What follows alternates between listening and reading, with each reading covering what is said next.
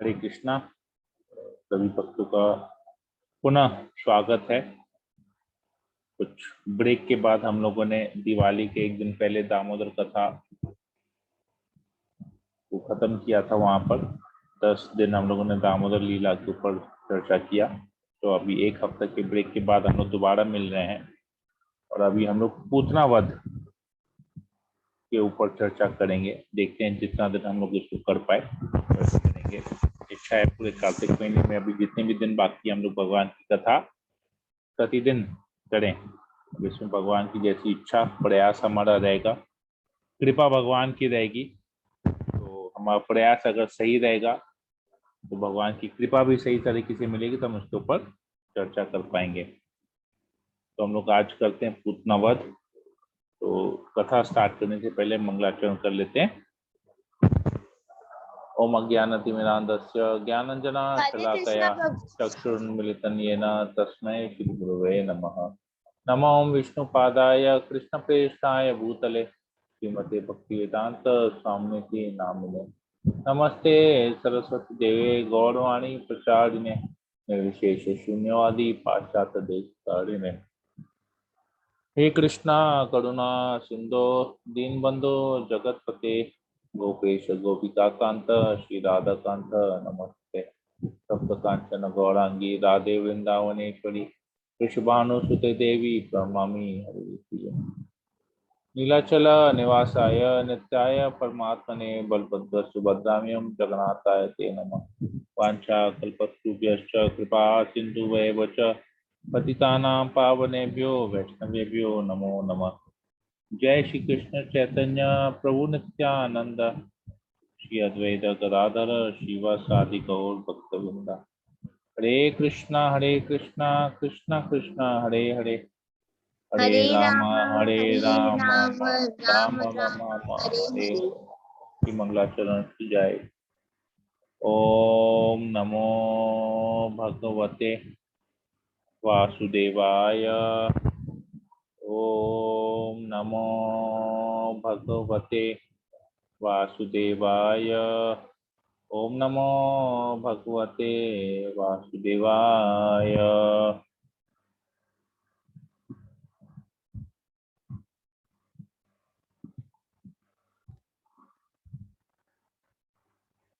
स्कंद 10 अध्याय 6 श्लोक नंबर 1। अध्याय का नाम है पूतना वध।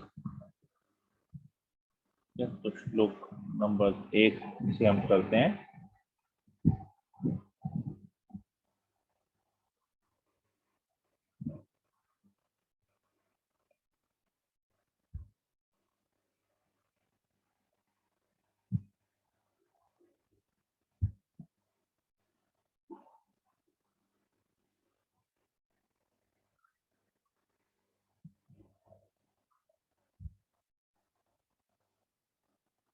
श्री शुक उवाच नंदपति वच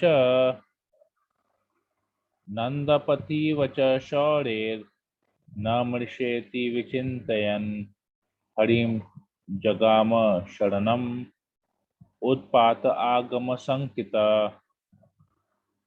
नंदपति वच शौरेर न मृषेति विचिन्तयन् हरिं जगाम शरणम् उत्पात आगम संकिता।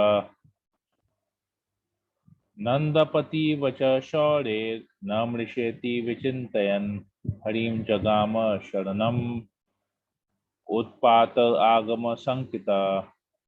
यहाँ सुखदेव गोस्वामी कहते हैं, श्री शुक उवाच। सुखदेव गोस्वामी ये कथा पूरे भागवतम सुना रहे हैं परीक्षित महाराज को। ये सुखदेव गोस्वामी अभी ये नया अध्याय स्टार्ट हुआ है, तो यहाँ पर बताते हैं, हे राजन, परीक्षित महाराज को होता है, हे राजन, जब नंद महाराज घर वापस आ रहे थे तो उन्होंने विचार किया कि वसुदेव ने जो कुछ कहा था वह असत्य या निरर्थक नहीं हो सकता है। अवश्य ही गोकुल में उत्पातों के होने का कुछ खतरा रहा होगा। जो ही नंद महाराज ने अपने सुंदर पुत्र कृष्ण के लिए खतरे के विषय में सोचा, त्यों ही वे भयभीत हो उठे और उन्होंने परम नियंता के चरण कमलों में शरण ली। तो अभी कृष्ण का जन्म हुआ, और कृष्ण का जन्म होने के बाद जैसे कि हम जानते हैं बच्चों की हेरा फेरी अदला बदली हुई। मथुरा से गोकुल वसुदेव जो है कृष्ण को लेके आए मथुरा से गोकुल, और गोकुल में जो पुत्री का जन्म हुआ उसको वसुदेव जी अपने साथ मथुरा लेके आए। तो अब नंद महाराज के यहाँ पर कृष्ण का जन्म हुआ, तो नंद महाराज गए वसुदेव से मिलने के लिए और उनको बताया, ये खुशखबरी सुनाई। पर वसुदेव ने उनको चेतावनी दी कि ऐसा ऐसा, क्योंकि सबको पता था कि वो कंस के कारागृह में अभी भी बंदी हैं, और कंस को पता चल गया है कि उसको मारने वाला जो देवकी का 8वां पुत्र है उसका जन्म हो गया है, और वो इस समय अभी गोकुल में है। तो कंस और गोकुल में कृष्ण के जान को खतरा है, क्योंकि कंस उसे छोड़ेगा नहीं, कंस उसे मारने का पूरा प्रयास करेगा। वैसे तो भगवान को कोई मार नहीं सकता है, परंतु कंस ऐसा सोच रहा है कि वह कृष्ण का वध कर लेगा। तो सबसे पहले वो पूतना नामक राक्षसनी को भेजता है। तो ये नंद महाराज जब वापस आ रहे होते हैं गोकुल मथुरा से, जब वापस आ रहे होते हैं वसुदेव से मिलके, तो वो सोच रहे होते हैं कि नंद वसुदेव ने जो कहा ये बात झूठ नहीं है, और मुझे ऐसा क्यों लग रहा है कि गोकुल में कोई उत्पात होने वाला है, कोई आफत आने वाली है। और जैसी वो सोचते हो तुरंत अपने इष्ट देव के चरण कमलों का आश्रय लेते हैं। तो ये भगवत गीता इनफैक्ट भागवतम में ही आता है ये चीज, पदम पदम यद विपदाम तेषाम। तो कहते हैं कि हर पग में, भौतिक जगत में हर कदम पे खतरा है, हर कदम पे विपदा है, हर कदम पे संकट है। पदम पदम यद विपदाम।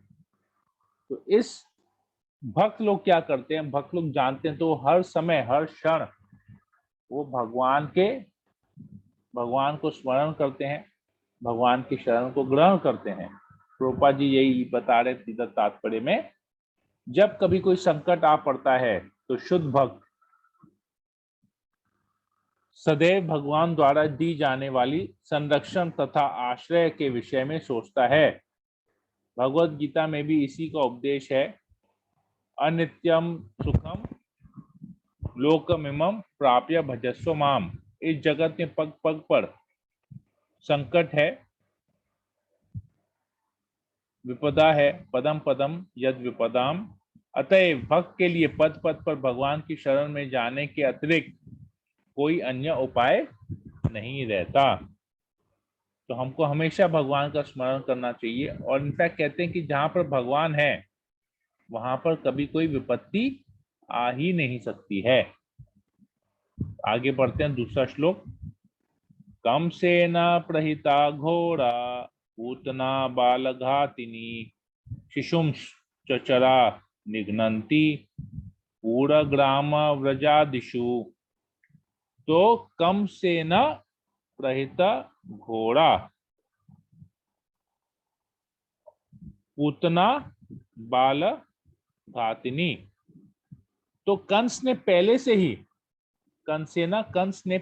क्या किया, प्रहिता पहले से ही घोड़ा, अत्यंत घोर मतलब हम लोग ना, घोर घोर अनर्थ है, घोर मतलब भयानक, अत्यंत भयानक। पूतना जो है वो बालघातिनी है, बालघाती मतलब बालकों को, छोटे छोटे बालकों को वो मारती है, बालघातिनी राक्षसनी है। तो कंस ने पहले से ही बता दिया पूतना को कि जाओ और पिछले 15 दिनों में जिन जिन शिशुओं का जन्म हुआ है उन सबको तुम मार दो। तो पूतना घूम रही थी गोकुल में और देख रही थी, एक एक घर में झांक झांक के देख रही थी किसके घर में छोटे नवजात शिशु हैं, तो उनको एक एक को पकड़ के वहां से खा जा रही थी, मार दे रही थी, खा जा रही थी, उनके अगवा कर ले रही थी उनको, और संग संग उनको मार दे रही थी। तो इस प्रकार वो घूम रही थी गोकुल में। तो यहाँ पर लिखते हैं, जब नंद महाराज गोकुल लौट रहे थे तो वही विकराल पूतना, जिसे कंस ने बच्चों को मारने के लिए पहले से नियुक्त कर रखा था, नगरों तथा गांवों में घूम घूम कर अपना नृशंस कृत्य कर रही थी। वो हर एक गांव में, हर एक नगर में जा रही थी, हर एक घर के अंदर जा रही थी, और जो उसे बोला गया, कंस ने जो उसको आदेश दिया, वो उस आदेश का पालन कर रही थी, सारे बच्चों को ले लेके मार रही थी। तीसरा नंबर श्लोक, न यत्र श्रवणादिनी रक्षो घ्नानि स्वकर्मसु कुर्वन्ति सात्वतां भर्तुर् यातु धान्यश्च तत्र ही। कहते हैं, हे राजन, जहां भी लोग कीर्तन तथा श्रवण द्वारा, न यत्र श्रवण आदिनी रक्ष घनानि, तो जहां जहां पर श्रवण आदिनी मतलब श्रवण, कीर्तन, भक्त का जो भक्ति कार्य है, जो भक्त करते हैं, श्रवण करते हैं, कीर्तन करते हैं, भगवान की कथा का श्रवण करते हैं, भगवान के दिव्य नाम का कीर्तन करते हैं, हरि कथा जहां होती है और हरि कीर्तन जहां होता है, तो सुखदेव गोस्वामी यहाँ परीक्षित महाराज को बता रहे हैं, तो जहां पर भी लोग कीर्तन तथा श्रवण द्वारा भक्ति कार्यों को की अपनी वृत्तियों में लगे रहते हैं, श्रवण कीर्तनम विष्णु, वहां रक्ष घ्नानि, बुरे लोगों से किसी प्रकार का खतरा नहीं रहता, स्वकर्मसु कुर्वन्ति सात्वतम भृतु यातु धान्य च तत्र ही। जब साक्षात स्वकर्मसु कुर्वन्ति सात्वताम भृतु, कहते हैं जब साक्षात भगवान महाविद्यमान हो, अब जहां पर भगवान का नाम होता है, हरि कथा जहां होती है या हरि कीर्तन जहां होता है, वहां पर जब कोई विपद नहीं आ सकती, विपदा नहीं आ सकती है, वहां पर कोई संकट नहीं है, तो यहाँ पर तो भगवान स्वयं उपस्थित हैं। भगवान साक्षात रूप में कृष्ण साक्षात गोकुल में उपस्थित हैं, तो वहां पर कैसे किसी प्रकार की चिंता हो सकती है, या कैसे किसी प्रकार का भय हो सकता है, या कैसे किसी प्रकार की विपदा आ सकती है वहां पर, तो वहां पर चिंता की कोई आवश्यकता ही नहीं है। सुखदेव गोस्वामी ये बता रहे हैं, जहां पर भगवान के नाम का कीर्तन केवल होता है, भगवान की कथा होती है, वहां पर कोई जब विपद नहीं होता है, तो यहाँ भगवान साक्षात जब उपस्थित है, तो कैसे यहाँ पर कुछ हो सकता है, यहाँ पर तो कोई घबराने की कोई बात ही नहीं है। तो प्रभुपाद जी तात्पर्य में लिखते हैं, सुखदेव गोस्वामी ने महाराज परीक्षित की चिंता दूर करने के लिए यह श्लोक कहा। चूंकि महाराज परीक्षित कृष्ण भक्त थे, अतः जब उन्होंने समझा कि गोकुल में पूतना उत्पात मचा रही है, तो वे कुछ कुछ उद्विग्न हो उठे। तो जब ये लीला बता रहे हैं सुखदेव गोस्वामी परीक्षित महाराज को, तो परीक्षित महाराज भी थोड़ा सा घबरा गए कि अरे पूतना आई है कृष्ण का वध करने के लिए। तो ये जो थोड़ा सा टेंशन आ गया था, थोड़ा सा एंग्जाइटी आ गया था इनमें, तो ये एंग्जाइटी को दूर करने के लिए सुखदेव गोस्वामी ने परीक्षित महाराज को ये श्लोक सुनाया। इसलिए प्रभुपाद जी यहाँ बैठते हैं, सुखदेव गोस्वामी ने उन्हें आश्वस्त किया कि गोकुल में कोई खतरा नहीं था। शील भक्ति विनोद ठाकुर का गीत है, नाम आश्रय करी यतने तुम्ही ठाका आपन काजे। इसलिए हर एक को सलाह दी जाती है कि वह हरे कृष्ण महामंत्र कीर्तन का आश्रय ग्रहण करे और अपने कार्यों में लगा रहे। इसमें कोई हानि नहीं, किंतु लाभ अथाह है। यहाँ तक कि भौतिक दृष्टि से भी सभी प्रकार के खतरों से बचने के लिए हरे कृष्ण मंत्र का कीर्तन करना चाहिए। यह जगत खतरे से पूर्ण है, पदम पदम यद विपदाम। इसलिए हमें हरे कृष्ण महामंत्र का कीर्तन करने के लिए प्रोत्साहित होना चाहिए, जिससे हमारे परिवार, समाज, पड़ोस तथा देश के सारे काम आसानी से चलें और कोई खतरा न रहे। तो जहां पर भगवान की कथा, भगवान का नाम कीर्तन होता है, वहां पर किसी भी प्रकार की कोई विपदा नहीं हो सकती। यहाँ पर सुखदेव गोस्वामी बता रहे हैं, प्रभुपाद जी का ये आदेश भी है।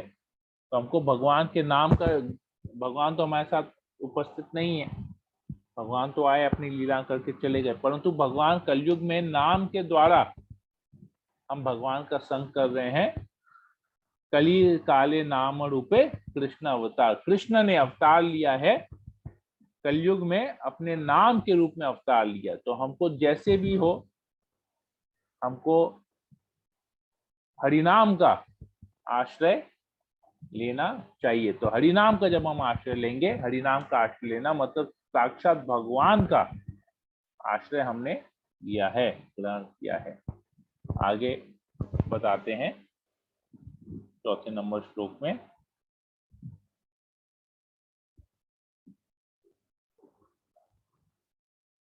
साखेचरी एकदोपत्य पूतनानंद गोकुलम योषित्वा माययात्मानम प्राविशात कामचारिणी।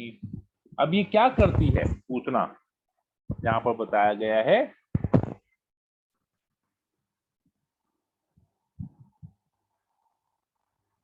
साखेचरी एकादोत्पत्य पूतना नंद गोकुलम। तो पूतना क्या कर रही थी, आकाश मार्ग से खेचरी, वो क्या कर रही थी, खेचरी आकाश मार्ग में यात्रा कर रही थी, मतलब उड़ते आ रही थी। तो उड़ते उड़ते एक बार क्या हुआ, पूतना ने नंद गोकुल, नंद महाराज के स्थान गोकुल में, नंद गोकुलम में आई, वो वहां पर प्रवेश की और कैसा वेश धारण की, योषित्वा, सुंदर स्त्री का वेश धारण उसने किया। कैसे धारण किया, माया, उसकी उसकी योग शक्ति थी, जादू, उसके पास जादुई शक्ति थी, और उसने अपनी योग शक्ति के द्वारा, अपनी जादुई शक्ति के द्वारा एक बहुत सुंदर स्त्री का वेश धारण कर लिया।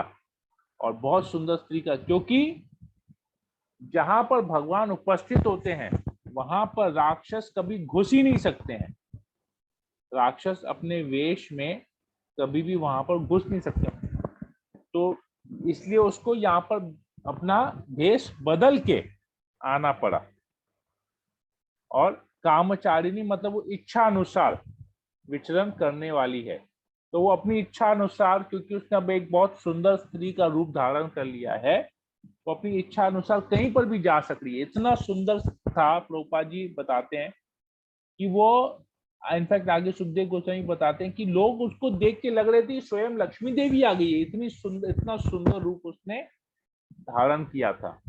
तो प्रभुपाद जी यहाँ बताते हैं, राक्षसी या ऐसी योग शक्ति जानती है जिनसे वे यंत्रों के बिना ही बाह्य आकाश में यात्रा कर सकती हैं। आज भी भारत में कुछ भागों में ऐसी डाइने जादूगरनियां हैं जो डंडे पर बैठकर पलक मारते एक स्थान से दूसरे स्थान पहुंच जाती है। पूतना को यह कला आती थी, उसने सुंदर स्त्री का वेश धारण कर नंद महाराज के धाम गोकुल में प्रवेश किया। तो यहाँ पर मैं इसके बारे में पढ़ रहा था, तो एक बहुत सुंदर इसमें आता है, एक जगह ये आता है,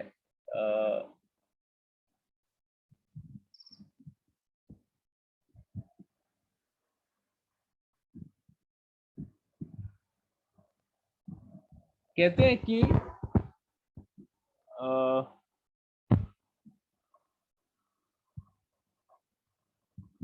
ये जो काला जादू जो होता है, ये राक्षसनियां, जिस हिसाब से राक्षसनी जो काला जादू करते हैं, ये वहीं पर ही कर पाते हैं जहां पर जहां पर हरि कथा या हरि कीर्तन नहीं हो रहा होता है, तो वहीं पर ही वो लोग कर सकते हैं, अपने काला जादू का लगा सकते हैं। परंतु यहाँ पर तो स्वयं कृष्ण है, तो इसलिए पूतना ने यहाँ पर अपना भेष बदला। तो कहते हैं जहां पर भी भगवान के नाम का कीर्तन होता है, वहां पर इस प्रकार के राक्षसनी, भूत, प्रेत इत्यादि कोई भी अपने आप वहां से गायब हो जाते हैं।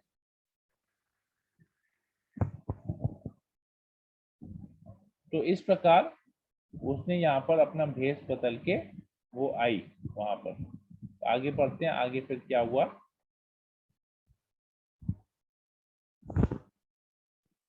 कैसे वो अभी किस प्रकार वो उस घर में प्रवेश करती है।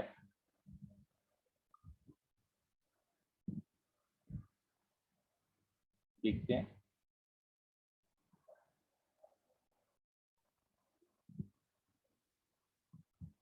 बहुत सुंदर यहाँ पर वर्णन दिया गया है।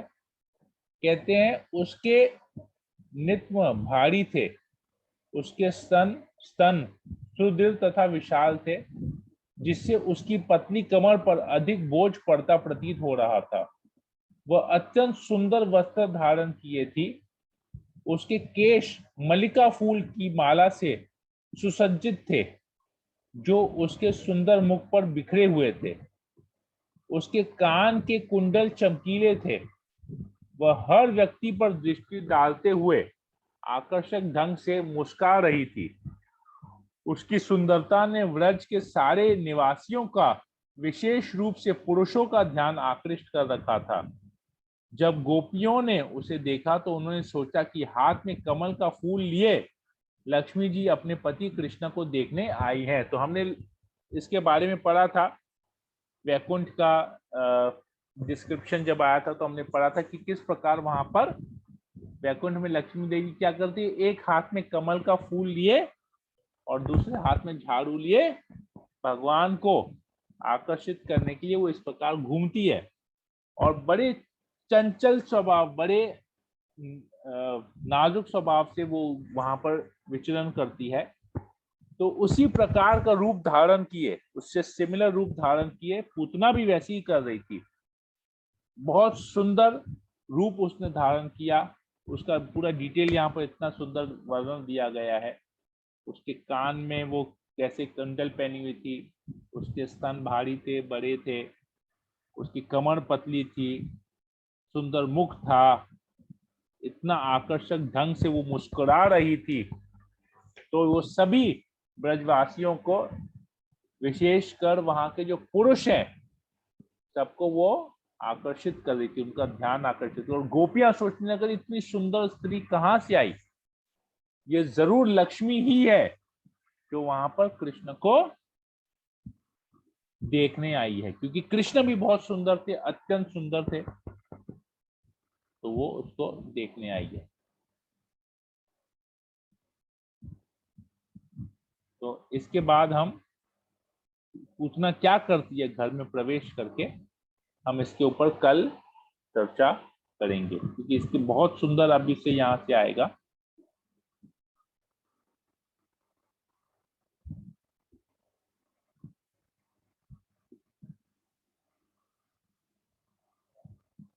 पूतना देख के क्या फील करती है कृष्ण को, जब कृष्ण का दर्शन करते हैं तो उसे क्या महसूस होता है, ये आएगा कल। और फिर वो क्या करती है, तो हम इसको यहीं पर ही आज कथा को विराम देते हैं। हम इसके बारे में कल फिर आगे चर्चा करेंगे। हरे कृष्णा कृष्ण कृष्ण हरे हरे, हरे राम राम राम हरे हरे। जगत गुरु शिल प्रभुपाद की जय। कार्तिक मास की जय। हरे कृष्णा। तो अगर किसी को कोई प्रश्न है या कोई कमेंट है तो आप अपने आप को अनम्यूट करके बोल सकते हैं। हरे कृष्ण प्रभु, दंडवत प्रणाम। हरे कृष्ण माती। सॉरी प्रभु, देरी से आने के लिए। मेरे प्रभु आ गए ना, उनको नाश्ता देने लगे। कोई दिक्कत नहीं है, कोई दिक्कत 15 मिनट बाद कोई दिक्कत नहीं, इसीलिए देर हो गया प्रभु। ठीक, कोई दिक्कत हरे नहीं। हरे। ओके, किसी को कोई प्रश्न है, कोई कमेंट है, यहाँ पर मैं ले सकता हूँ।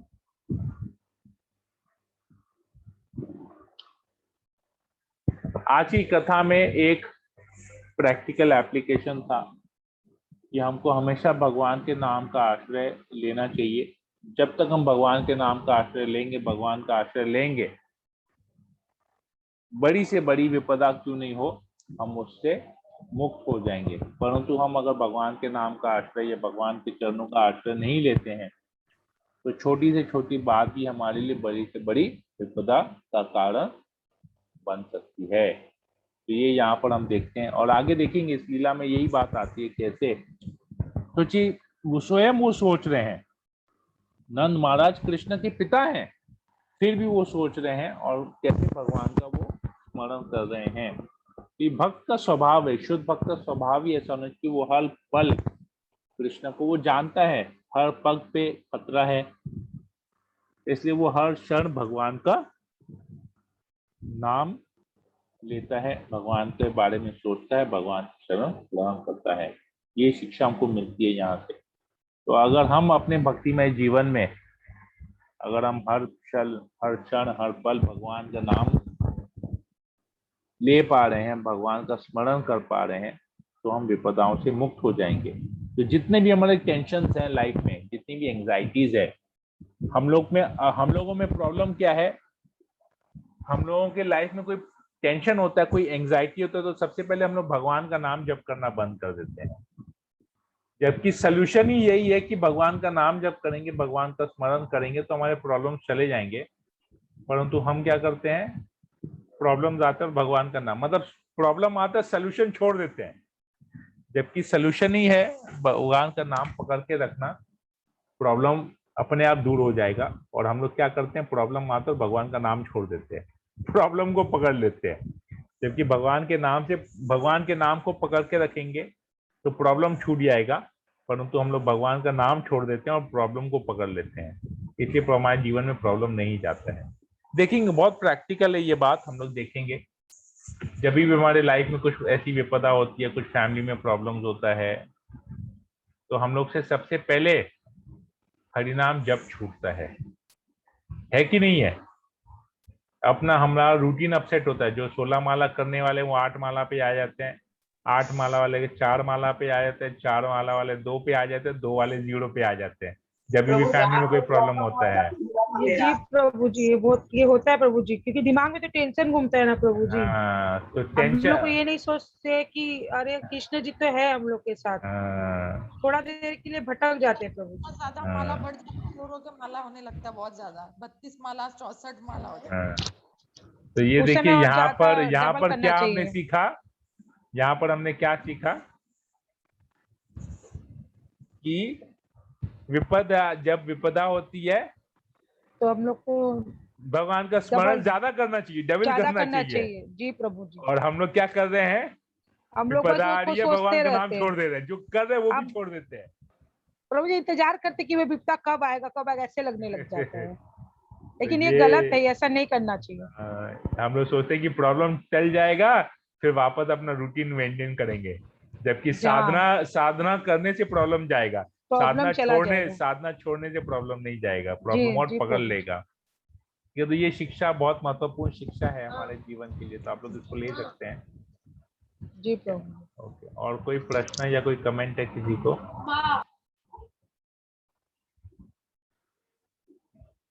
नवीन बचानी प्रभु का प्रश्न है, what if someone is chanting and getting into trouble. कोई अगर जप कर रहा है और वो मुसीबत में फंसता है तो क्या किया जाए, क्या करना चाहिए बताइए। कोई जप कर रहा है और जप करते करते उसको प्रॉब्लम आया है तो उसको क्या करना चाहिए।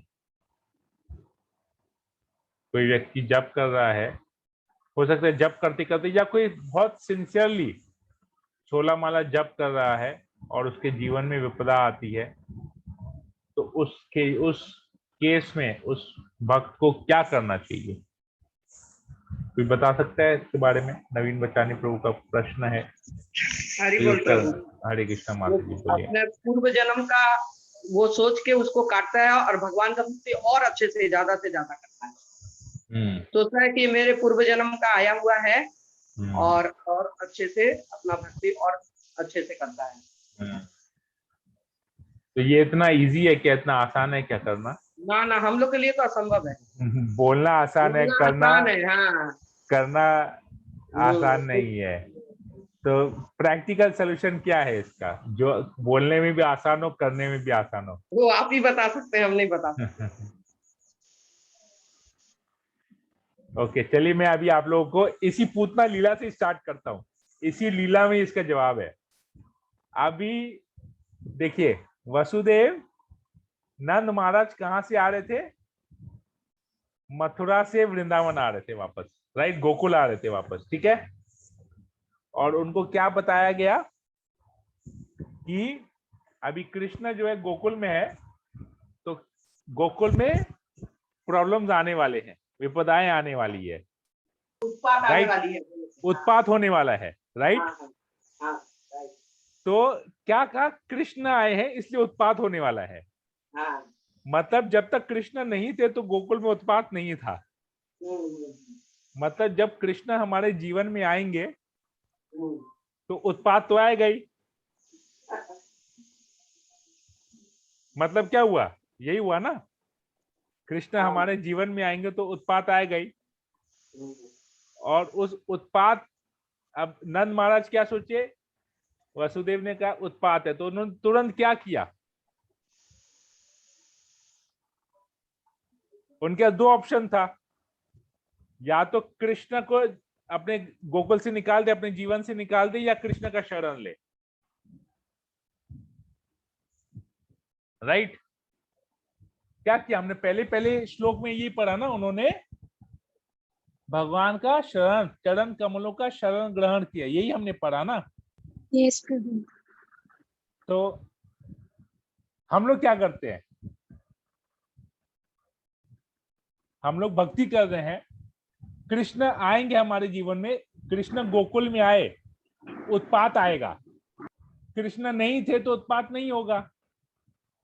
तो हम जब भक्ति करते हैं, हम जैसे ही माला पकड़ते हैं हाथ में, ध्यान से सुनिएगा इस बात को, हाँ, हम जैसे ही जब बैग के अंदर माला को पकड़ते हैं तो ये उंगली भी एक बाहर निकलती है, बिग बैग के बाहर एक उंगली निकलती है, निकलती है कि नहीं निकलती है?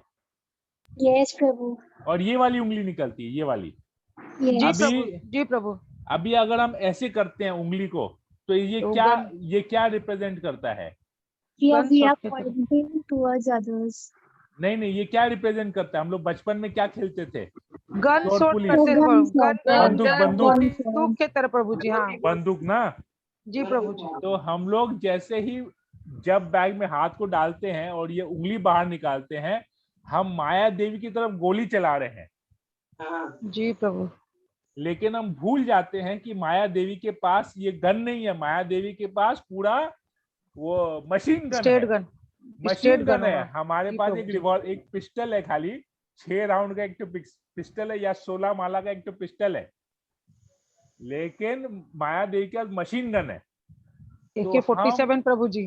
AK-47 है, बस एकदम धड़ाधड़ चलेगा वो। तो अभी वो टेररिस्ट अटैक होने वाला है हमारे ऊपर, लेकिन हम भूल जाते हैं कि ये जो गन है ना, ये जो रिवॉल्वर है हमारे हाथ में, जो पिस्टल है जो माया देवी के पास लगा रहे हैं, उसके नीचे में जो हमारा मैगजीन लगा हुआ है ना, वो पिस्टल में मैगजीन घुसता है ना अंदर में, एक तो जिसमें 6 गोलियां होती हैं।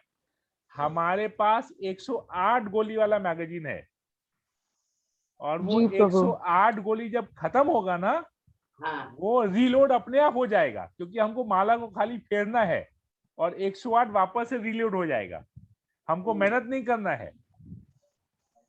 108 गोली वाला है, वो रीलोड होगा, फिर खत्म होगा, फिर 108 होगा, फिर खत्म होगा, फिर 108 होगा, फिर खत्म होगा, फिर 108 होगा।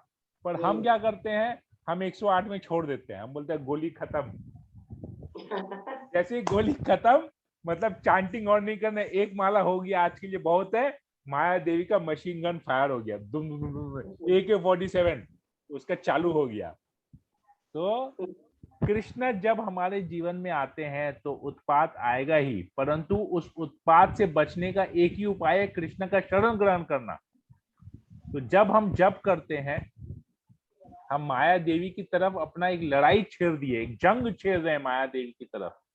तो माया देवी के पास AK-47 है और हमारे पास एक रिवॉल्वर है। तो हम समझते हैं कि हम बहुत कमजोर हैं, परंतु रिवॉल्वर में जो गोली है वो हरिनाम की गोली है, जिसको माया देवी भी खा के छूट भाग जाएगी। तो हमको हरिनाम के ऊपर विश्वास नहीं है, हम दूसरे के कहने पे भक्ति कर रहे हैं, इसीलिए प्रॉब्लम आता है। प्रॉब्लम तो आएगा ही, माया देवी से झगड़ा कर लिए ना, जंग छेड़ दिए, तो माया प्रॉब्लम आएगा ही। भक्त के जीवन में बहुत ज्यादा प्रॉब्लम आएगा।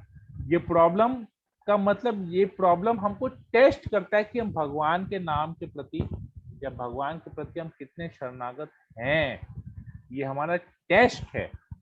जैसे ही हम उस 108 वाले को छोड़ दिए तो माया देवी तो AK-47 लेके बैठी है, वो तो उड़ा ही देगी हमको, छल्ली छल्ली कर देगी, हमारे इतनी गोलियां हमारे ऊपर बरसाएगी कि हम धराशायी हो जाएंगे, ऐसा गिरेंगे कभी और जीवन में उठ नहीं पाएंगे। क्यों? क्योंकि हमारा जो जप है वो हमारा सुरक्षा कवच है, हमारा शील्ड है जो हमको माया देवी से बचा के रखा है। तो हम जब अपना सुरक्षा, देखिए एक जैसे हम लोग पुराने जमाने में देखते, तलवार है, सुरक्षा कवच, एक ढाल है, जैसे ही वो, जब तक वो ढाल है हमारे यहाँ पर लगा हुआ, हमारे पर कोई भी आक्रमण करेगा, भले हमारा शस्त्र गिर जाए नीचे, परंतु ढाल है ना, ढाल से बचते बचते हम दोबारा शस्त्र उठा के दोबारा जंग कर सकेंगे। लेकिन अगर ढाल हमने हटा दिया, अपना शील्ड को हटा दिया, तो तुरंत दुश्मन का भाला या दुश्मन का तलवार या दुश्मन की तीर हमारे सीने को भेद कर जाएगी, परंतु वो ढाल हमको बचाए। तो यही जो माला है, ये जो हरि नाम है, ये वो सुरक्षा कवच है। हम जब तक इसके आश्रय में हैं तब तक हम सुरक्षित हैं।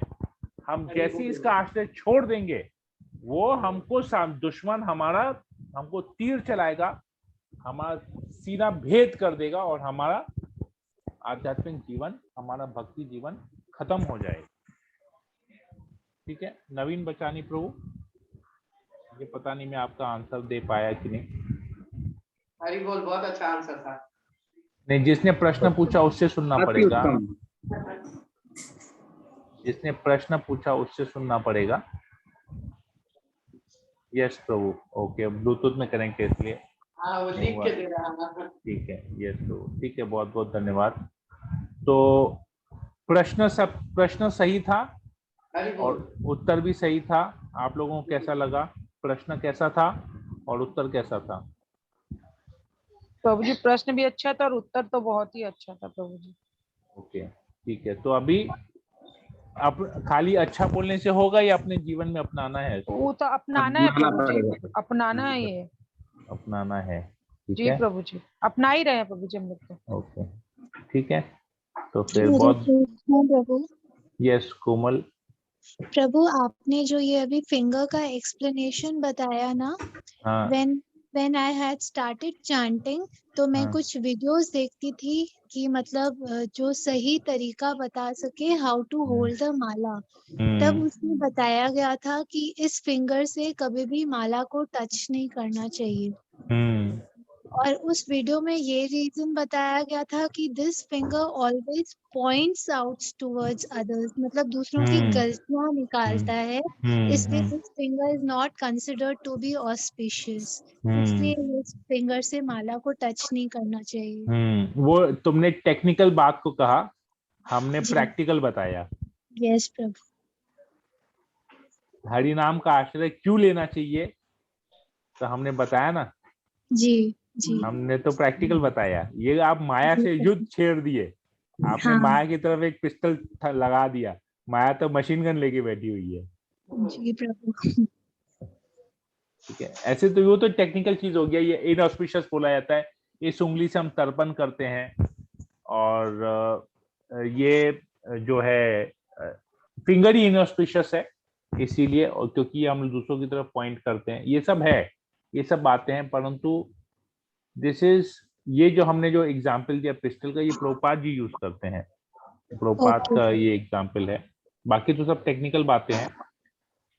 ये इस कंसेप्ट को, ये इस कंसेप्ट को कि हमको कैसे भक्ति में, जैसे नवीन प्रभु का प्रश्न भी यही था ना, हम जब करते हैं और जब करते हैं हमारे जीवन में विपदाएं आती है, तो इस पॉइंट को हम एक्सप्लेन करने के लिए मैंने ये प्रभुपाद जी, इसी पॉइंट को एक्सप्लेन करने के लिए प्रभुपाद जी ने भी ये एग्जाम्पल यूज किया है कि जैसे ही हम करते हैं, हम माया देवी के खिलाफ हमने जंग छेड़ दिया है। जंग कैसे शुरू? How does the battle start, how does the war start? जब आप एक दूसरे के प्रति हथियार उठाएंगे। तो ये हमारा जो जप माला वो हथियार है, माया देवी से लड़ने का हथियार है।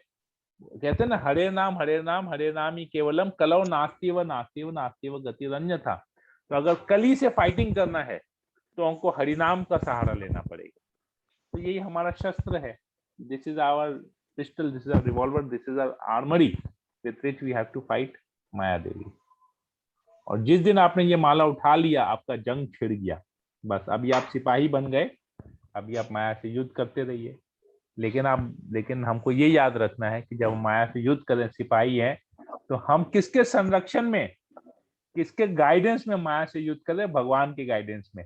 उस भगवान के गाइडेंस में जिसने अर्जुन को कुरुक्षेत्र का युद्ध जिताया, वो कृष्ण के गाइडेंस में हम कर रहे हैं। तो हम भूल जाते हैं हम कृष्ण के गाइडेंस में कर रहे हैं, और हमको लगता है हम माला जप कर रहे हैं, हम ये कर रहे हैं, हम वो कर रहे हैं, हमारे साथ ऐसा प्रॉब्लम है। हम कृष्ण को साइड कर लेते हैं और हम मैं मेरा, उसमें खत्म हो जाता है हमारा जीवन। हम भूल जाते हैं कि हम जो युद्ध में, हमको जो युद्ध करना सिखाया है वो कृष्ण सिखा रहा है। ऐसे करो, ऐसे करो। जैसे सेनापति सिपाही को बोलता है अब यहाँ जाओ, अब ऐसे जाओ, अब ऐसे जाओ, वो पूरा एक अरेंजमेंट कर रहा है। वैसे हम इधर क्या कर, वही योद्धा क्या करेगा? बोलेगा अपने सेनापति को, तुम भाड़ में जाओ, हम अपने हिसाब से युद्ध करेगा। अब वो बीच में घुस जाएगा तो चारों तरफ से उसको घेर लिया, चारों तरफ से सिपाहियों ने उसको मार दिया। हम भी यही कर रहे हैं। हमको लग रहा है हम ही कर रहे हैं, हम ही करते। करता अहम इति मन्यते, अहंकार विमुद आत्मा करता अहम इति मन्यते। हम लोग अहंकार बस सोचते हैं कि मैं करता हूं, तो हमारा वहीं पर ही पतन हो जाता है। ठीक है, ओके, तो यहीं पर ही रखें। और कोई प्रश्न हो, कोई कमेंट है किसी को?